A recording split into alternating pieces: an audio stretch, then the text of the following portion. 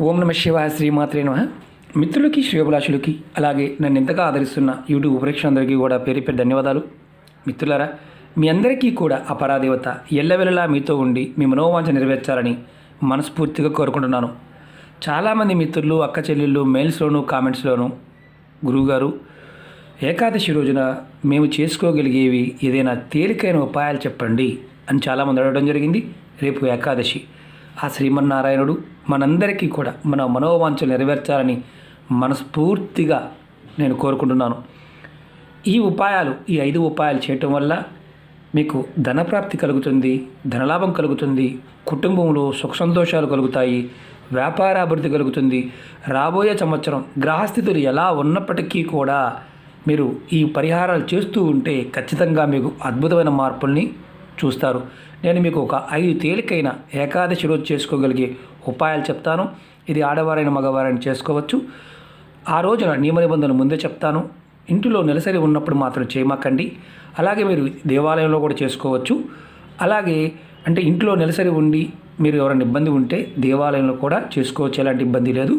అలాగే ఎవరైనా కుటుంబ సభ్యులు మరణించి ఉండి పెద్ద కర్మ అవ్వకుండా ఉంటే వారు కూడా ఇంటి దగ్గర స్వామివారి దగ్గర దీపం కూడా పెట్టవద్దు.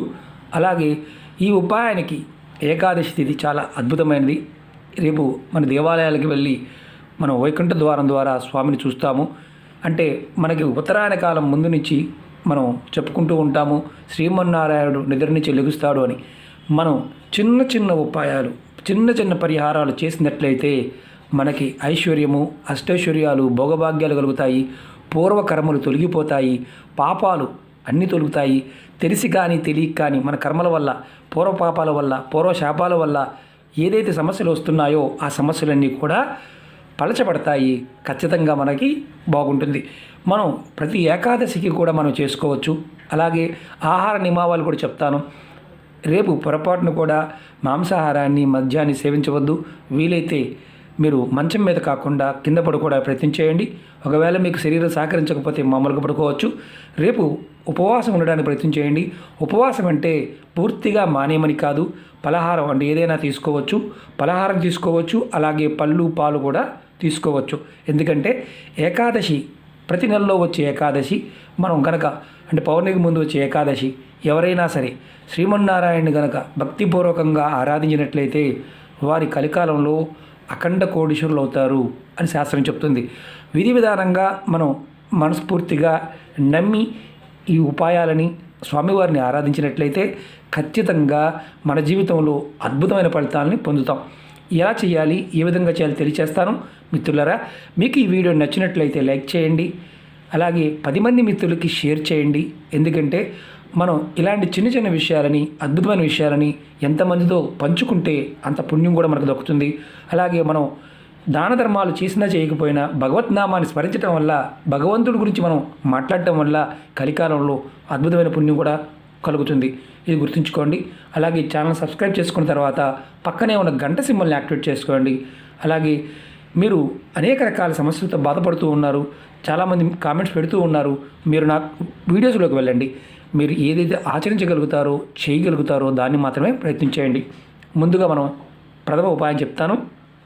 మీరు ఇలా స్వామివారి ముందు ఉదయాన్నే స్నానం చేసి, సూర్యోదయానికంటే ముందు స్నానం చేసి స్వామివారి పట్టం ముందు అంటే విష్ణుమూర్తి పట్టం ముందు, అది రాముడి రూపంలో ఉన్న, కృష్ణుడి రూపంలో ఉన్న, దశావతార రూపంలో ఏ రూపంలో ఉన్నా సరే మీరు ఆ పట్టం ముందు నారాయణ్ణి తలుచుకోవడానికి మీరు ప్రయత్నం చేయాలి.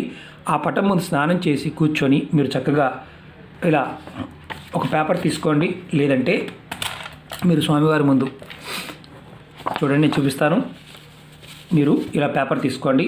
దానిలో మీరు కొద్దిగా పసుపు, ఒక గిన్నెలో పసుపు తీసుకోండి. తర్వాత కొద్దిగా కుంకుమ తీసుకోండి. దానిలో కొంచెం నీరు పోయండి. నీరు పోసి స్వామివారి ముందు మీరు ఇది పీట మీద కూడా చేయవచ్చు, ఆసనం మీద కూడా చేయవచ్చు.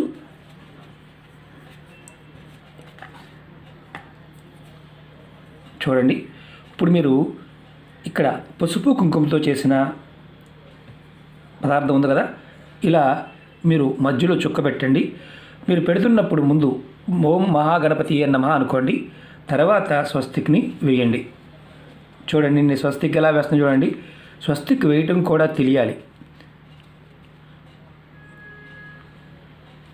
మనం ఇంతకుముందు చాలా వీడియోలో చెప్పుకున్నాం. చూడండి స్వస్తిక్ మనం అనుకుంటాం కదా సాక్షాత్తు గణపతి స్వరూపం.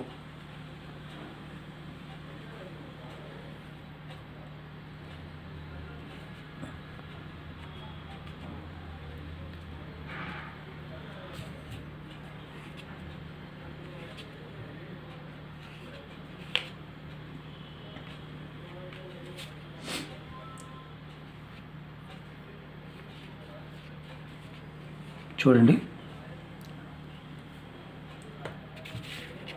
ఇలా స్వామివారి ముందు పెట్టండి. శ్రీమన్నారాయణ ముందు ఇలా పెట్టి పటం ముందు పెట్టి మీరు ఈ స్వస్తిక్ మీద కుంకుమ పసుపుతో ఇలా కలుపుకొని చేయండి. తర్వాత మీరు ఈ స్వస్తిక్ మీద ఆవు నేతితో అంటే ఒక ప్రమిది పెట్టండి. ప్రమిది కానీ కుంది కానీ పెట్టండి. పెట్టి ఈ స్వస్తిక్ మీద పెట్టండి. పెట్టి దాంట్లో ఆవు నేతితో స్వామివారికి దీపారాధన చేయండి.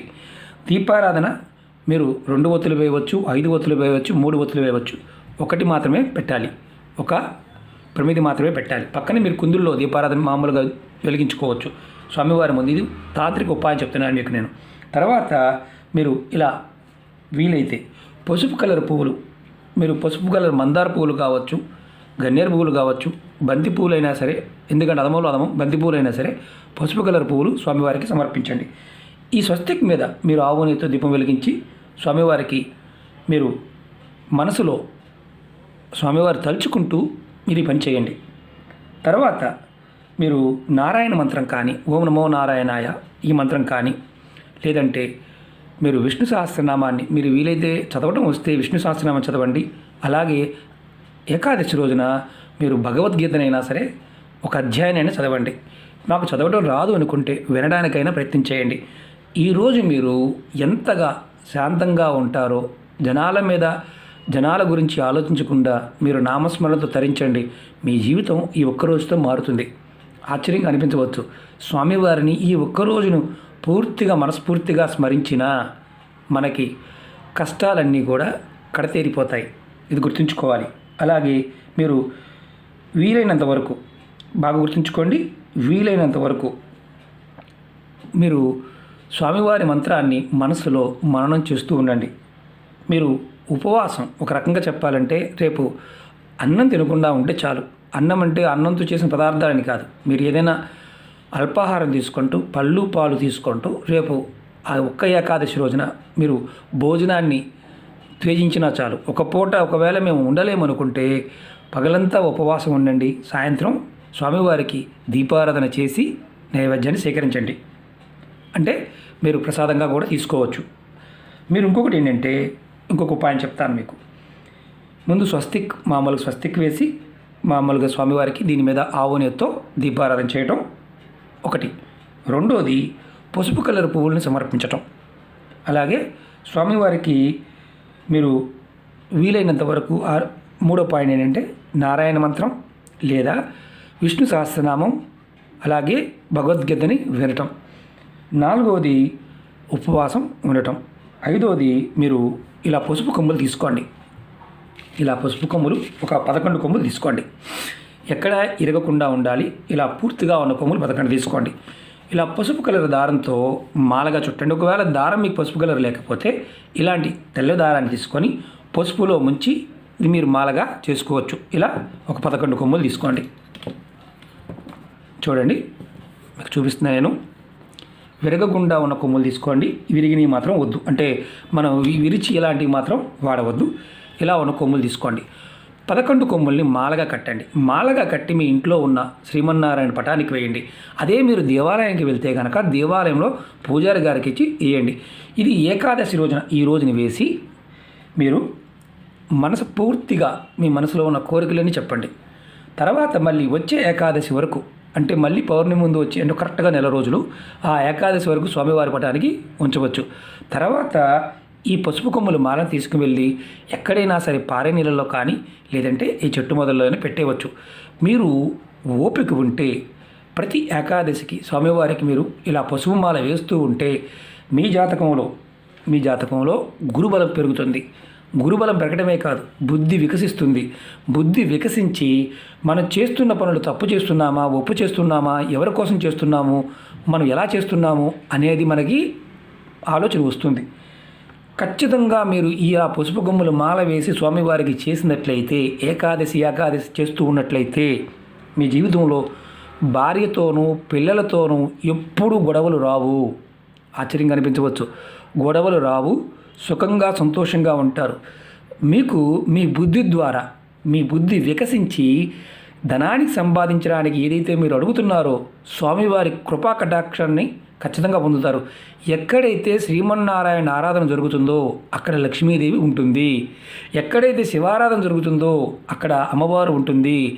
ఎక్కడైతే మీరు బాగా గుర్తుంచుకోండి, ఎక్కడైతే రామనామాన్ని జపిస్తూ ఉంటారో అక్కడ ఆంజనేయ స్వామి ఉంటాడు.